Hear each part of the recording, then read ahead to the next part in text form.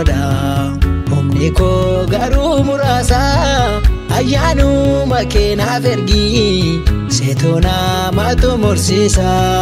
na gargaari siif danda'ama hundisa gooftaa koo sitti of kenneera na oolchi bara badiisa na gargaari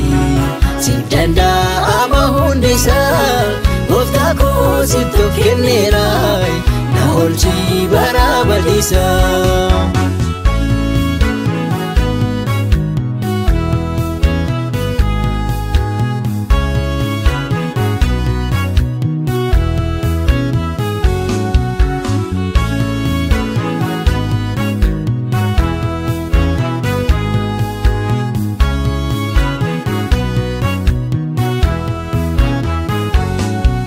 wajjin ta'uudha baannaan anoo maayuun danda'oo atina wajjin hin taanaan dhimsi koo tasan daangahoo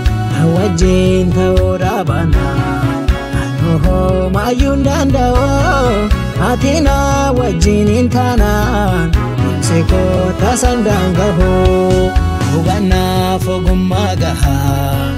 Waaqayyo konaaf laaddu kun gaariif gadheedha jedhee kan ittiin gargar baafadhu hubannaaf ogummaa gahaa yaa Waaqayyo konaaf laaddu kun gaariif gadheedha jedhee kan ittiin gargar baafadhu karaan koo ganaafa godha humni koo garuu muraasa ayyaanuma kee naaf ergi seetona maatu mursiisa na gargaari siif danda'ama hundisa gooftaa koo sitti of kenneera na oolchi bara badiisa na gargaari siif danda'ama hundisa gooftaa koo sitti of kenneera na oolchi bara badiisa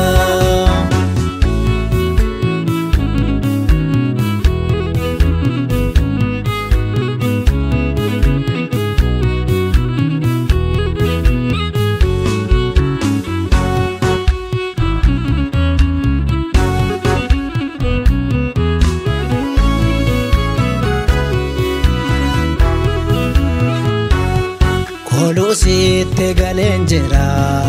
okabi Yesus harka koo akka Kaalebii fi Iyyaasuu galmana gahi waaqa koo koluu sitte galenjera okabi Yesus harka koo akka Kaalebii fi Iyyaasuu galmana gahi waaqa koo andarbo kana ilaalee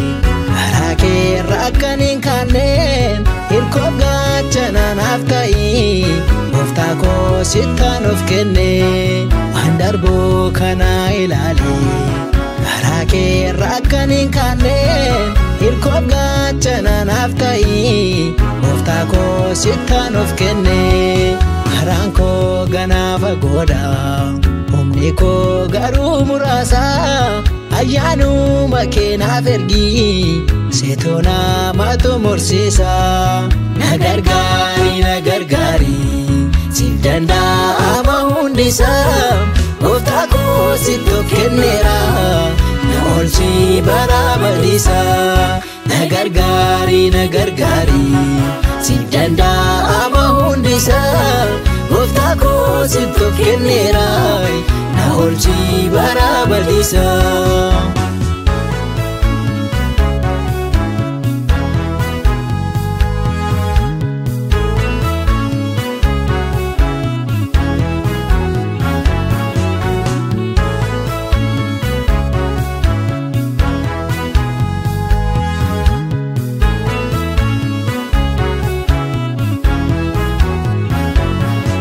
Lagi sambiya lafa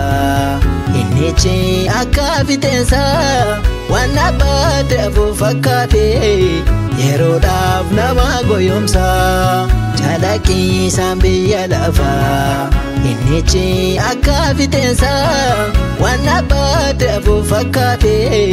yeroodhaaf nama goyoomsa kanammoo adda baafachuuni ogummaa nama gaafata jireenyi kiristaanummaa of mo'achuun gaafata kanammoo adda baafachuuni ogummaa nama gaafata jireenyi kiristaanummaa of mo'achuun gaafata karaan koo ganaafa godha humni koo garuu muraasa ayyaanuma keenaaf ergi seetoo namatu mursiisa na gargaari siif danda'ama hundisa gooftaa koo sitti of kenneera na oolchi bara badiisa na gargaari siif danda'ama hundisa gooftaa koo sitti of kenneera na oolchi bara badiisa